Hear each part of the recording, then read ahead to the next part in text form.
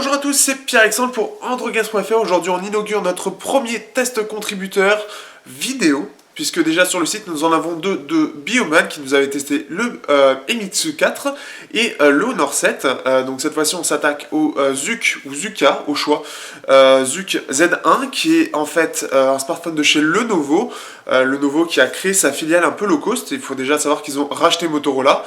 Et ils ont fait donc cette filiale qui est un peu pour contrer OnePlus, je pense, en offrant un téléphone vraiment qui fait très bonne impression tout simplement. Il reprend des spécificités que beaucoup de monde aujourd'hui recherche, c'est-à-dire un lecteur d'empreintes, un Snapdragon 801 qui a fait ses preuves depuis, qui est très connu, donc bon, il fera tourner tous les jeux comme un Galaxy S5, etc., etc., etc. Et une batterie de 4100 mAh. Il faut savoir que les 4100 mAh, c'est encore assez rare aujourd'hui. On est plus sur du 3600, comme par exemple le Moto X-Play ou le Honor 6 Plus. Le 4100 était réservé plus pour, par exemple, le Mate 7, mais qui fait 6 pouces, donc au choix. Donc ici, on a du 4100 pour 5.5 pouces avec un Snapdragon 800 qui a fait ses preuves et qui est encore très bon aujourd'hui, qui se défend vraiment très bien. Le tout dans un smartphone à moins de 300 €, voire même de 250, avec du 64 Go ou 16 Go non extensible par contre. Et donc on va passer tout de suite au test donc, du pseudo Chuck Norrison du forum jeuxvideo.com. D'ailleurs, si vous avez ensuite, après le test, des questions à lui poser, n'hésitez pas, je mettrai le lien dans la description. Et donc vous pourrez lui poser des questions par rapport à son appareil puisqu'il l'utilise tous les jours. Par contre, désolé pour la qualité de la vidéo qui est bien sûr un peu en dessous de ce qu'on a nous de notre côté puisqu'il utilise son téléphone pour filmer et c'était que en 720p. N'empêche que la qualité reste tout de même assez correcte et il nous permet quand même de voir un peu ce que donne le téléphone pendant ce test. Un test qui est assez dur, hein, ça reste un exercice assez compliqué la première fois qu'on s'y met. Donc n'hésitez pas en tout cas, enfin ne soyez pas non plus méchants, mais voilà, c'est un premier test, il reste correct et ça permet bien de découvrir le téléphone, de voir ce qu'il vaut. Et je ferai aussi la conclusion en fin de test, parce qu'il n'était pas très content du sien, donc je l'ai repris à sa demande pour résumer tout ça. Et donc n'hésitez pas, si vous avez des questions sur YouTube ou sinon sur le forum directement, vous pouvez lui demander directement des choses, n'hésitez pas. Alors bonjour tout le monde, on se retrouve aujourd'hui pour une vidéo de déballage, un unboxing comme on dit, du fameux Zuk Z1. Donc tout d'abord, Zuk, c'est bien entendu la nouvelle marque de Lenovo. Je n'ai plus les chiffres en tête, mais ça doit bien être à 70% Lenovo, donc ils l'ont pas caché, hein, on peut bien le voir sur le côté, hein, Lenovo Company. Donc Lenovo, hein, pour ceux qui ne connaissent pas, c'est une très grande marque qui a d'ailleurs racheté Motorola il n'y a pas si longtemps, qui appartenait à Google. Donc la boîte en elle-même, elle est plutôt bien jolie, bien fichue, avec un petit relief qu'on peut voir un peu ici, là. Mais honnêtement, on s'en contrefou un petit peu. Le plus important, c'est le téléphone qu'il y a à l'intérieur. Donc quand on l'ouvre, tac, on tombe sur la bête. Le Zuk Z1 qu'on verra après, c'est l'essentiel. On attend un petit peu. Donc, à l'intérieur, on retrouve 3 boîtes. Il s'agit ici du cordon, hein, USB, USB-C, parce que c'est la nouvelle norme maintenant. Le chargeur secteur, des notices à l'intérieur et la petite languette là pour retirer la trappe passive. Donc j'ai déjà des belles qui à l'intérieur, mais c'est juste des petites boîtes. Voilà, on peut voir ici le logo, je l'ai mis à l'envers. Et bien sûr, taxé ici. Donc voilà, le chargeur, hein, je ne connais pas trop, donc je vais juste vous faire le focus là-dessus. Voilà, vous pouvez voir. Je ne sais pas si c'est bien ou pas, je ne sais pas si c'est un chargeur rapide ou pas. Et bien sûr le fameux cordon USB-C. Alors là on voit bien sûr Zuk, l'USB et l'USB-C. Attendez, je vais vous faire un petit focus. Donc hein, vous pouvez voir que là c'est l'avantage de l'USB-C, c'est apparemment ça la charge rapide, le transfert des données plus rapide, mais surtout l'avantage, hein, vu que Apple l'a fait bien entendu, on peut brancher aussi bien de ce côté que de ce côté. Donc pour les plus feignants d'entre nous, c'est pratique. Donc là on retrouve le téléphone qui est tombé là, hop. Donc la boîte on va la mettre de côté, on s'en fiche un petit peu pour le moment. Donc à l'arrière on a le double flash, micro secondaire pour étouffer les bruits extérieurs. La caméra principale Sony de 13 mégapixels. Le logo Zuk. Sur le côté droit de l'appareil nous avons le bouton on-off, verrouiller, déverrouiller. Et le bouton volume plus-moins. Sur le bas, nous avons le haut-parleur pour la musique, pour les applications. et pour la sonnerie. Le port USB-C, donc là j'ai le câble encore, hein. Tac, hein. Donc on peut bien sûr le brancher de ce côté là comme de l'autre, voilà. Et le micro principal, et sur le côté gauche on n'a absolument rien sauf la trappe pour le tiroir double SIM, donc c'est 2 nano SIM, et donc là le jack pour la musique et les petits bords en plastique pour mieux laisser passer les ondes, et le dos en plastique bien entendu. Donc voilà, donc on va commencer par voilà le lecteur d'empreinte, donc il marche bien. Donc on va commencer tout simplement par aller dans les paramètres. Voilà. Donc qu'est-ce qu'on a à propos du téléphone? Donc on a bien un Zug Z1, et la particularité c'est qu'il est sur la dernière version d'Android, enfin l'avant-dernière. Mais le plus important c'est qu'il est sous cyanogène, hein. Donc cyanogène c'est quoi? C'est tout simplement je sais pas si on peut appeler ça une surcouche. C'est un système d'exploitation, hein, basé sur Android. Comme on peut le voir, hein, c'est exactement les mêmes mimiques. Voilà. Et donc l'avantage de Cyanogen, c'est qu'on peut vachement y personnaliser. Donc c'est un des gros points forts de cet appareil. Donc bon, on va voir pourquoi. Donc dans un premier temps, au niveau du stockage, on a bien entendu 64 Go, mais réellement 54 exploitables. Donc là on a largement de quoi faire. Il n'y a pas de port micro SD, mais clairement on s'en tamponne un petit peu vu toute la mémoire disponible. C'est assez bon. Et on a aussi également, donc ça on va voir dans les applications.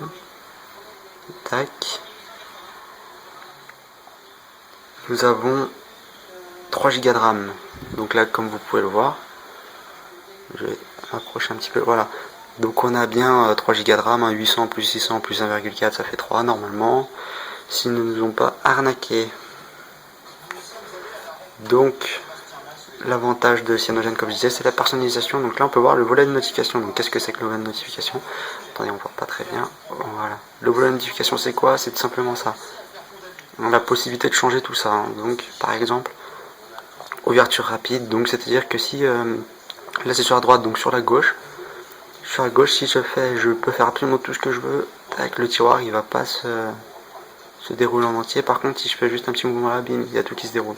Donc ça peut être un petit peu pratique. La météo, donc là je vais pas la mettre. Et on peut réorganiser toutes les icônes. Donc là c'est les icônes qu'on peut voir ici. Voilà. Et donc si par exemple la haute précision, donc le GPS, je m'en fiche un petit peu, bah hop, je peux très bien le virer, voilà, changer de place. Voilà, donc ensuite nous avons la barre d'état. Donc la barre d'état c'est quoi? C'est juste c'est simplement ça, la petite barre avec l'heure. Donc qu'est-ce qu'on a? On a la possibilité de changer l'heure. Donc là je vais m'approcher un petit peu. Voilà, donc là si je la veux à droite, je la mets à droite. Si je veux pas l'afficher, je l'affiche pas. À gauche, ça sera à gauche. Centré, elle sera centrée. Moi je préfère quand c'est centré.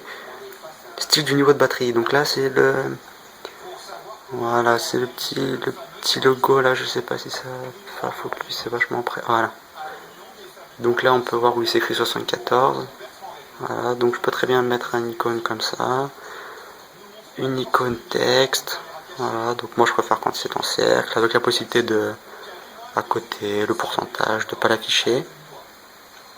Voilà, et le réglage de la luminosité, donc là c'est vachement pratique, c'est le réglage de la luminosité. Voilà, donc c'est simplement pouvoir faire glisser le doigt comme ça. Voilà. Voilà, donc là vous voyez plus rien, la luminosité est trop forte. Ah non, comme ça ça va. Donc je vais rester un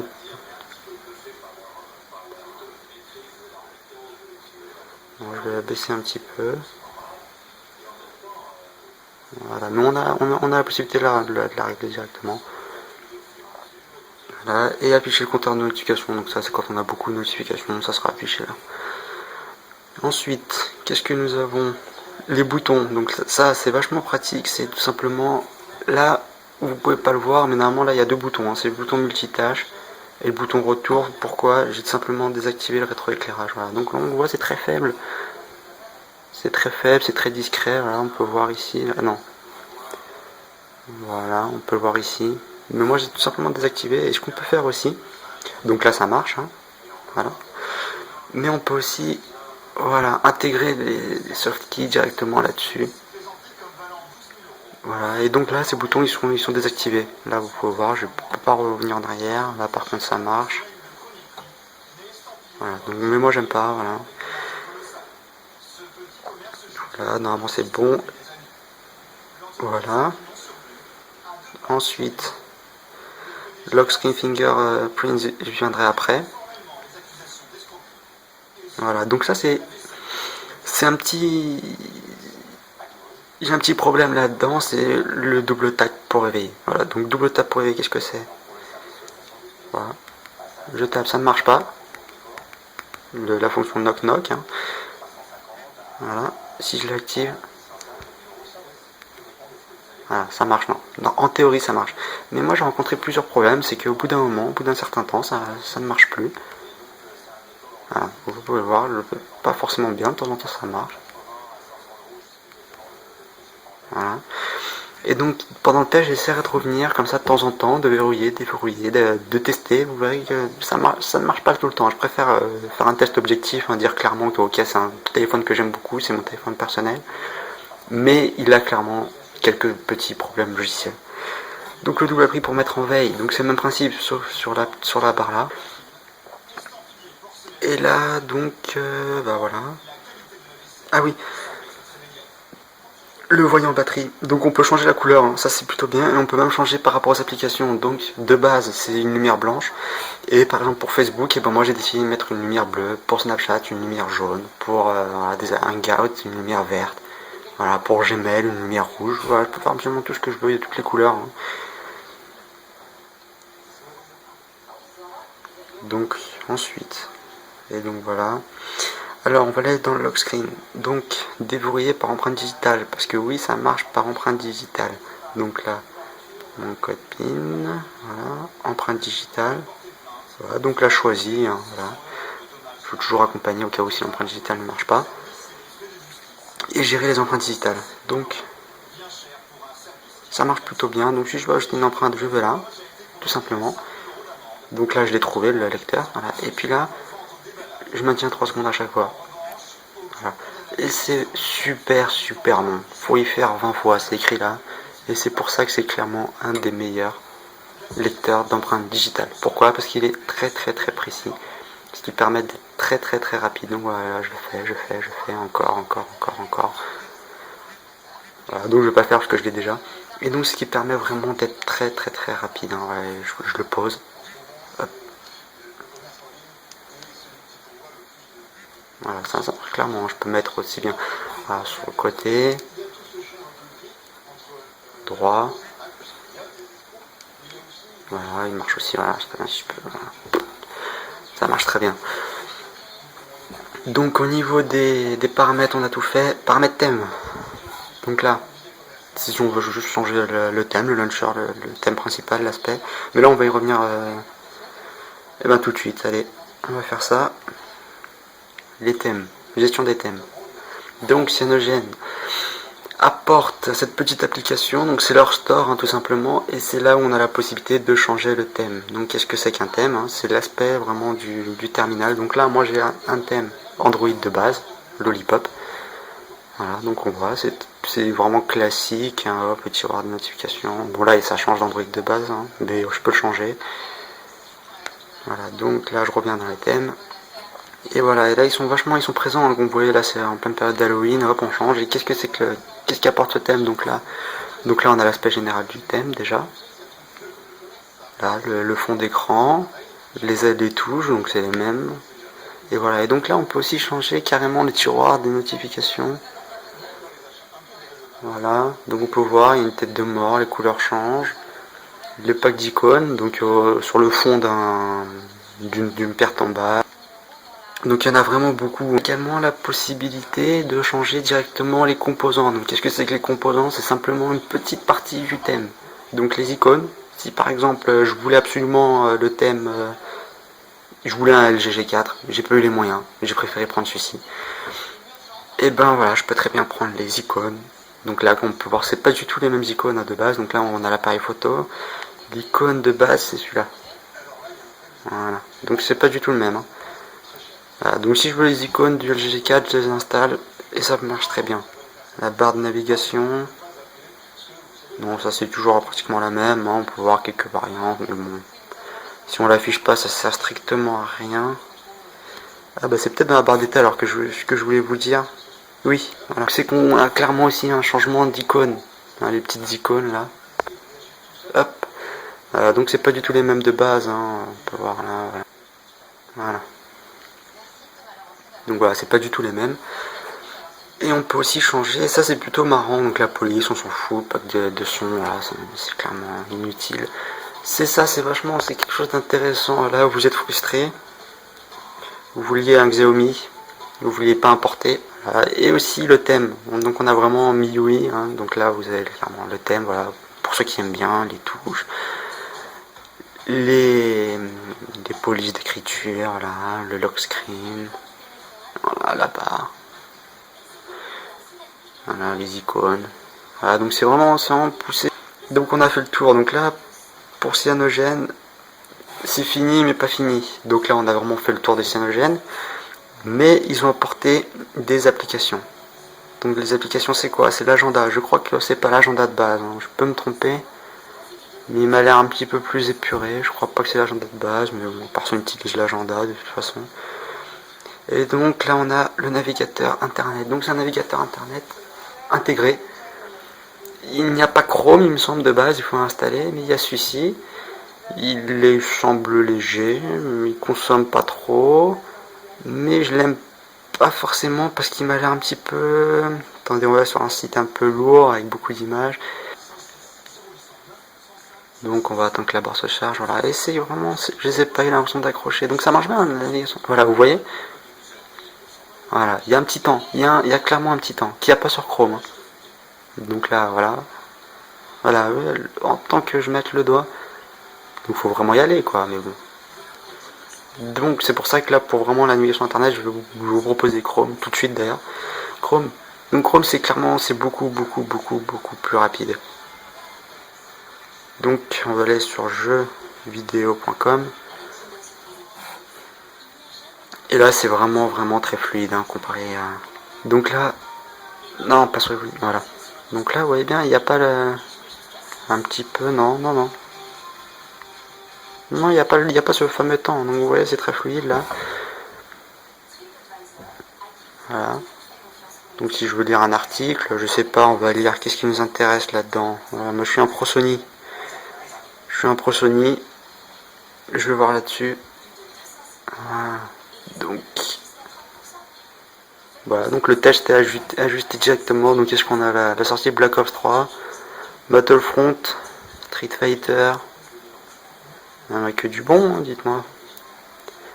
Voilà, donc vous voyez, c'est très fluide, voilà. Donc on peut ajuster, si on veut pas, on n'ajuste pas. Non, on n'ajuste pas. Voilà, donc la lecture des vidéos.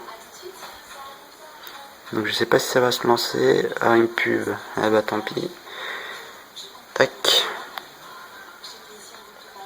Donc qu'est-ce qu'on a aussi de Cyanogen? Des applications. On a. Et ben on en a plus une seule, si ce n'est AudioFX. Donc AudioFX c'est quoi? C'est une gestion du son vachement poussée. Donc là, on va en profiter pour faire le test du son, du haut-parleur. Donc on peut lire sur internet, il y a beaucoup de conneries, de gens qui disent ouais le haut-parleur n'est pas bon. Bah clairement, moi je le trouve très bon. Déjà il a un avantage certain, c'est qu'il est situé. Bon, on aurait aimé sur la façade avant, je vous le cache pas. Mais il est sur le côté. L'avantage d'être sur le côté, c'est que quand on le pose, il n'y a aucun problème, le son part, c'est impeccable. Il n'est pas étouffé derrière, donc comme on peut avoir des fois. Donc là on va faire un test du son. Je vais sélectionner des musiques. Voilà, des différents types de musique justement pour bien voir la qualité, il y en a pour tous les goûts. Et donc on va commencer par du rap. Donc je l'ai pas mis à fond le son. Voilà, il est un peu moins du moitié. Il est à moitié. Je vous laisse juger.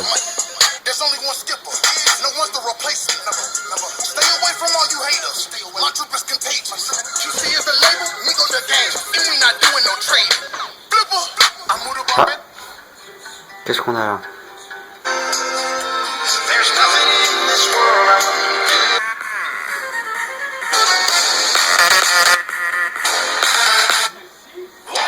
Voilà, un petit peu de rock, ou je sais pas c'est quoi ce style de musique.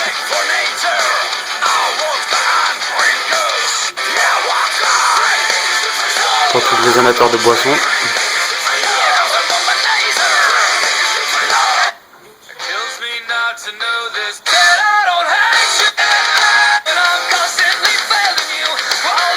Voilà, vous avez le type de la musique si vous voulez l'écouter et comparer tout simplement par rapport à la qualité. Hein.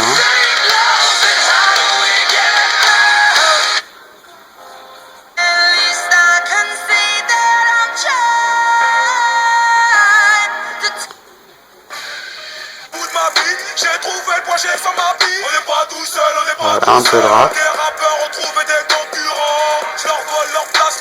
Attention les paroles.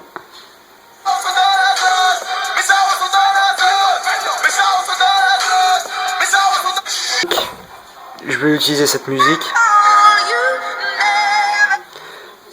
pour gérer AudioFX. Donc AudioFX c'est quoi? Donc on peut gérer les basses et les virtualiseurs. Voilà, mais ça c'est seulement donc pour la prise jack normale, classique, danse, plat.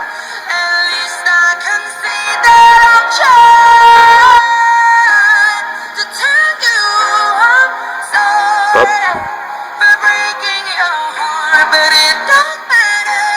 Voilà. Et pour ceux, attendez, on va mettre pause.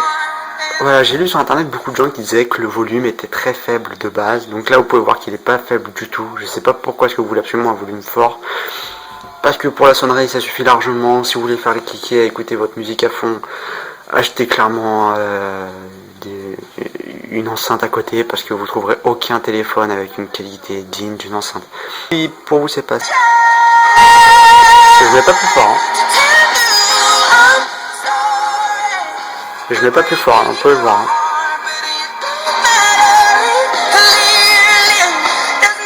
Voilà. Donc qu'est-ce qu'on a maintenant? On va faire la qualité de l'écran, hein, peut-être. C'est quelque chose qui peut intéresser. Donc on a un écran, je l'ai pas dit, mais 5,5 pouces. C'est un écran très grand. Donc là j'ai pas d'autres appareils pour comparer. J'ai juste une powerbank là de chez Xiaomi. Voilà, donc on va la mettre à côté. On peut comparer la taille. Voilà. Voilà. Donc là, voilà. Donc il est gros quand même. Déjà cette batterie est quand même vachement lourde. Elle est très très grosse, très imposante. Je vous la conseille d'ailleurs. Mais celui-là aussi, il est quand même très imposant. Donc pour l'écran, qu'est-ce qu'on va faire? On va aller sur YouTube et on va lancer une vidéo. Et vous pouvez voir que l'écran est très beau. Donc vidéo GoPro. On va lancer celle-ci, hein, hop. Pourquoi? Parce que j'aime bien la nage. Voilà. Donc ça va se lancer, j'espère que ma connexion est assez bonne là. Ça va... Voilà. Ah, oui. Hop. Voilà, donc je vous laisse profiter.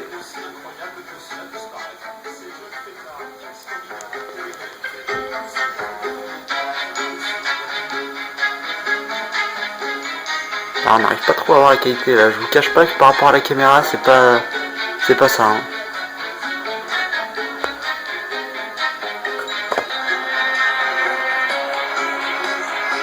Non, donc là la caméra n'est pas assez bonne. Vous pouvez voir qu'il est très beau, l'écran est très joli.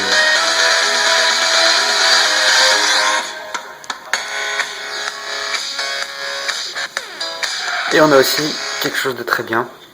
Donc là je vais plutôt aller sur internet pour vous le faire. Voilà, donc on va aller sur internet, on va aller sur un site de.com, voilà, encore une fois.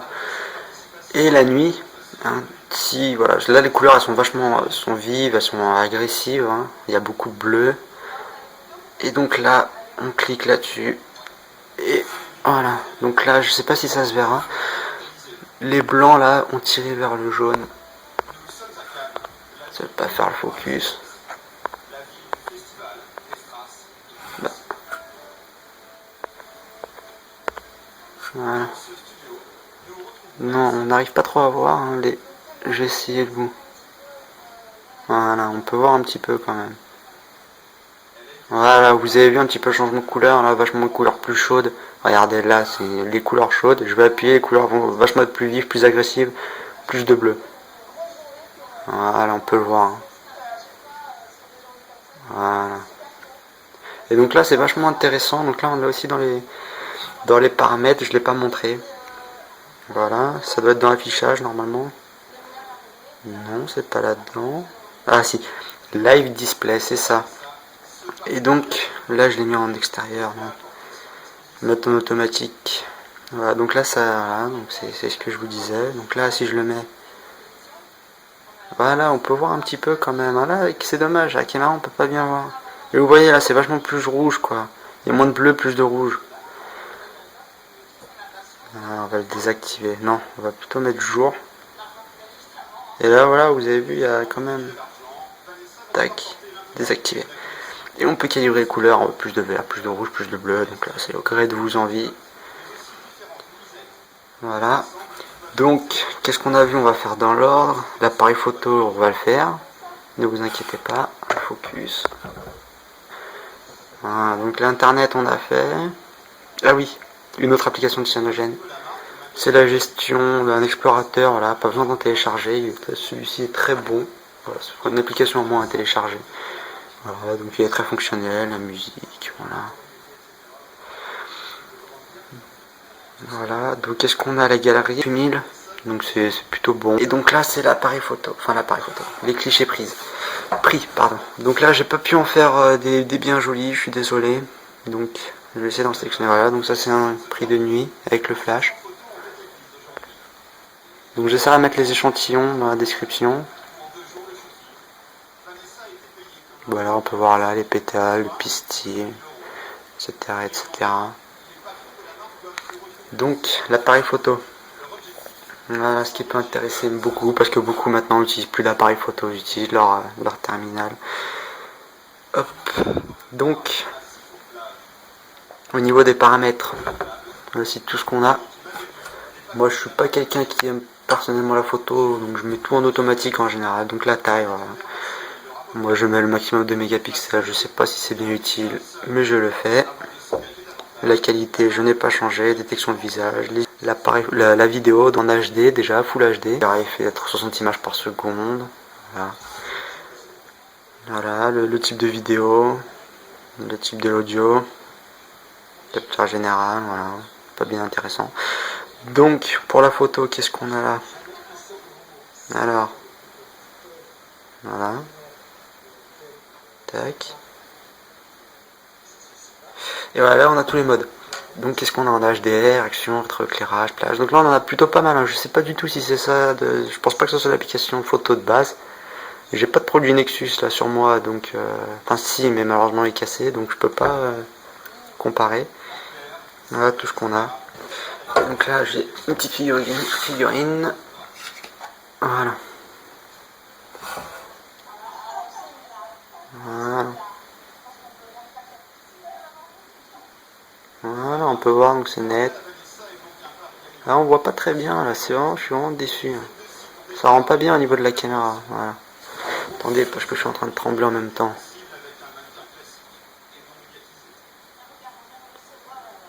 Voilà, donc là on prend la photo, très rapide.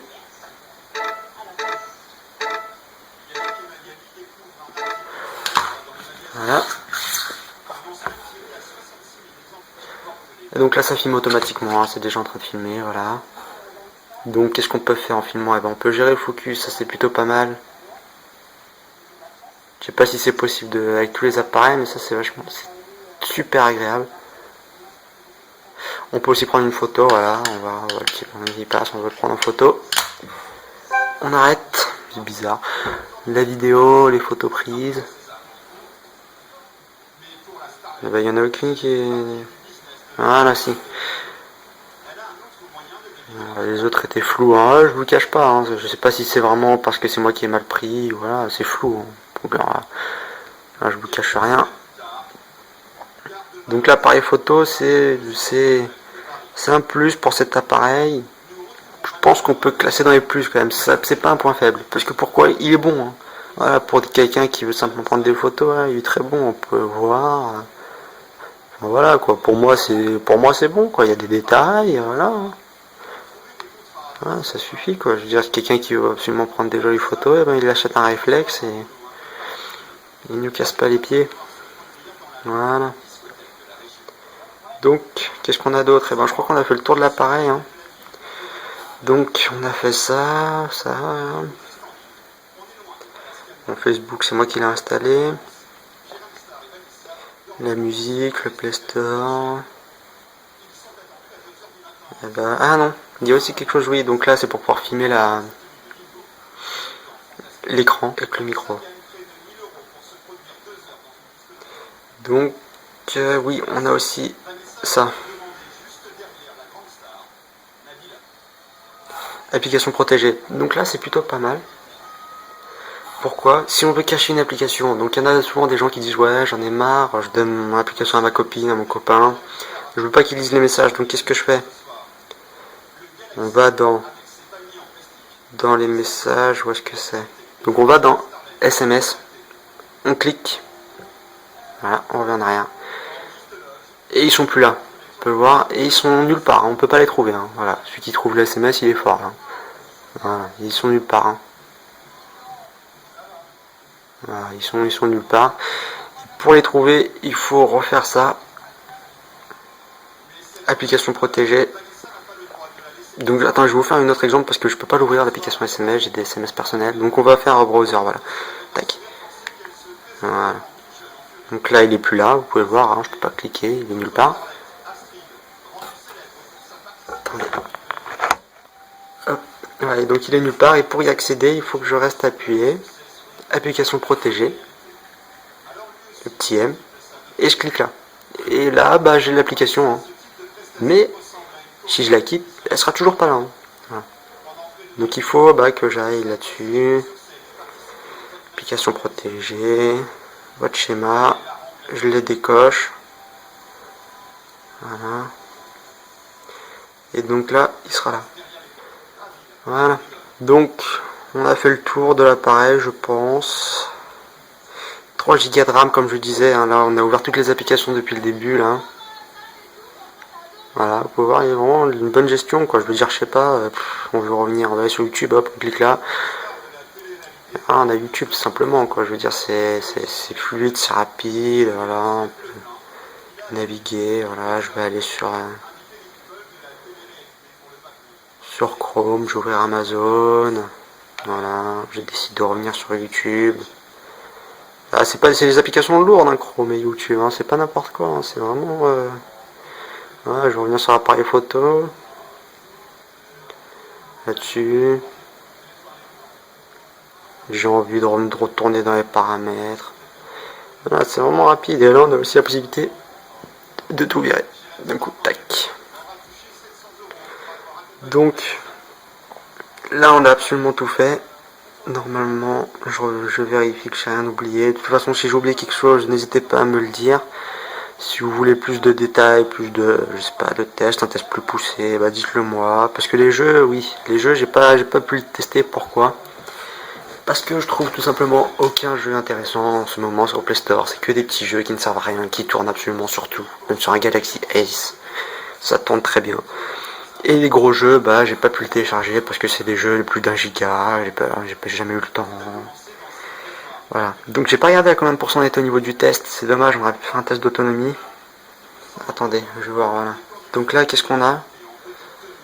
Donc là, pour le moment, on est à 3h06 screen on, 11% de l'écran, on est à 70% d'autonomie. Voilà. Donc qu'est-ce que ça veut dire? Ça veut dire que grosso modo, vous avez... Et sans faire attention, hein, c'est vraiment en mode équilibré, hein. J'ai pas mis en mode économie d'énergie. Donc qu'est-ce qu'on a? On a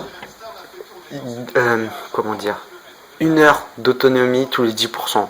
Donc il y a 100% dans le téléphone, donc on a potentiellement 100 heures de screen on, c'est tout simplement monstrueux. Voilà, il faut dire ce qui est, c'est monstrueux. Il n'y a aucun autre téléphone qui est capable de faire ceci en ROM stock. Voilà, aucun. Donc ça veut dire quoi? Pour ceux et ceux à qui ça ne parle pas, 10 heures screen on, on peut très clairement recharger son téléphone tous les 2 jours, voire 3 jours si on ne joue pas. Voilà, moi, ces temps-ci, je recharge mon téléphone tous les 2-3 jours, c'est vraiment un plus. Avant, je possédais un autre téléphone, c'était tous les soirs, j'étais en galère. Et là, non. Pourquoi? Parce que c'est pour ça aussi qu'il est très imposant, je ne l'ai pas précisé, il a une batterie de 4100 mAh, donc c'est vraiment costaud. C'est vraiment costaud. Donc, voilà. Donc on a fait le tour. Le lecteur d'empreintes, par contre, il fonctionne bien, vous voyez. J'appuie une fois. Hop.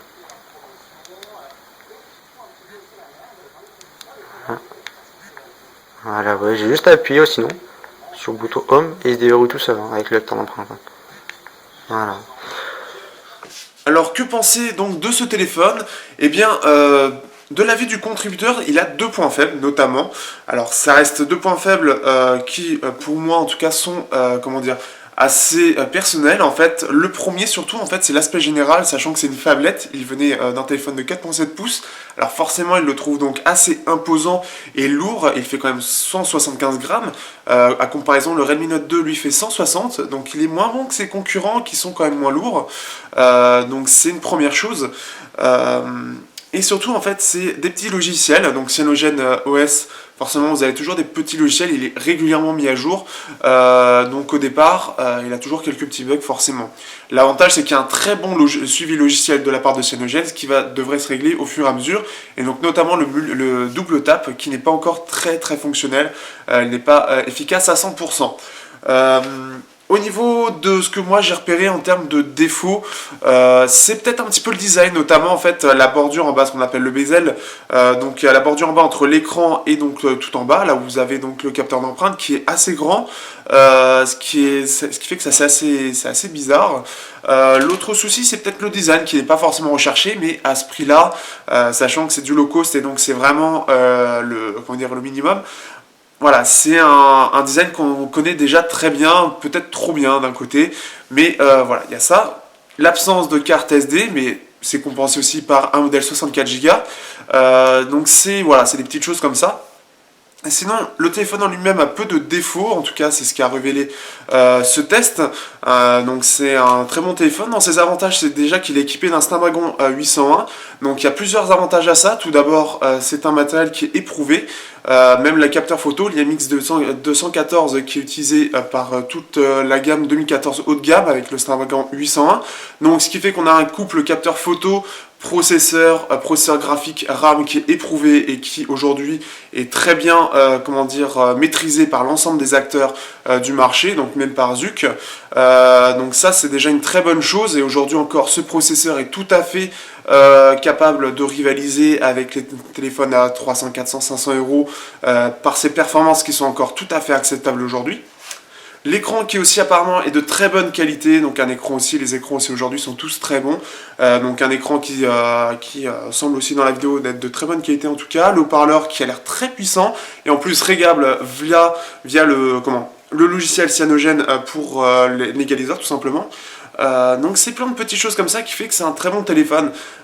Il arrive sans problème à rivaliser avec le OnePlus One, donc ça c'est vraiment quelque chose qui est plutôt sympa. Il va y avoir une concurrence sur ce domaine-là, et même Honor avec l'Honor 7, pour moi il est plus un concurrent du OnePlus One, avec aujourd'hui, bon c'est un peu particulier puisque OnePlus One, il y a eu ce petit souci justement avec Cyanogen, un petit conflit d'intérêts apparemment. Alors après à vous de choisir si vous voulez supporter ou non Cyanogen OS. Donc il faut savoir, donc Cyanogen aussi, le suivi logiciel est forcément très bon puisque derrière c'est du Android pur avec quelques petites choses en plus, des thèmes etc. Donc c'est quelque chose qui est plutôt positif là-dessus. Pour terminer, qu'est-ce que je pourrais dire? Alors l'avantage aussi, donc quelque chose qui commence à se mettre en place, c'est l'USB type C. Donc pour l'instant c'est à la fois un avantage et un désavantage, c'est à dire que c'est l'un des premiers à en être équipé, ce qui fait que c'est un très bon point, mais c'est aussi le type C, le problème c'est que c'est pas encore répandu. Donc il faut faire attention, vous ne pouvez pas le recharger avec n'importe quel câble, c'est pas encore facile d'en trouver. Il manque aussi la 4G en 800. Donc pour ceux qui se demandent ce que c'est que c'est une des fréquences utilisées. Donc on utilise la 800, la 1800 et la 2600, et mon chat Fulberdel derrière. La 800 en gros elle est utilisée surtout pour en fait les zones larges, notamment campagne, et donc c'est utilisé pour voilà, et même en ville encore maintenant aujourd'hui. Donc Orange et SFR l'utilisent aujourd'hui, ils vont passer aussi à la 1800, donc ça risque d'être rapidement de moins en moins un problème. Mais en gros, là où un téléphone complètement 4G captera la 4G à certains endroits, ce téléphone-là captera que la 3G. Alors pour pour moi, par expérience personnelle, c'est pas un gros problème. L'H+ est déjà très bonne, donc c'est pas un gros problème, mais pour certains, ça peut effectivement jouer énormément. Donc voilà, donc c'est un téléphone en tout cas qui n'a pas l'air d'avoir de très gros défauts, ce sera plus peut-être au niveau du design, mais dans l'ensemble c'est du matériel qui aujourd'hui est éprouvé et qui reste totalement dans la course, sur un téléphone qui est très bien équipé, surtout son autonomie, où on peut atteindre facilement les 10 heures écran allumé sans se forcer apparemment, donc ça a l'air d'être un téléphone très intéressant, on va essayer d'en avoir un aussi de notre côté, mais en tout cas voilà, si vous ne saviez pas encore ce que c'était Zuc, eh bien on vous le fait découvrir, et merci à Chuck Norrison de nous avoir fait ce test, et qui a permis de découvrir aussi ce que c'est qu'un test vidéo, et nous on va essayer d'en avoir un, en tout cas ça a l'air très intéressant, ça a l'air d'être de la bonne qualité, ils ont l'air d'avoir bien choisi leurs matériaux, en tout cas je préfère ça plutôt qu'un Snapdragon 615 qui est un peu plus poussif, et donc on va terminer ce test là-dessus. Je remercie Chuck Norrison pour ce test. Si vous avez envie de lui poser des questions par rapport au produit, n'hésitez pas, donc dans le lien sur jules.com, sur le topic en question. Et moi je vous dis à bientôt pour un prochain test sur androgames.fr.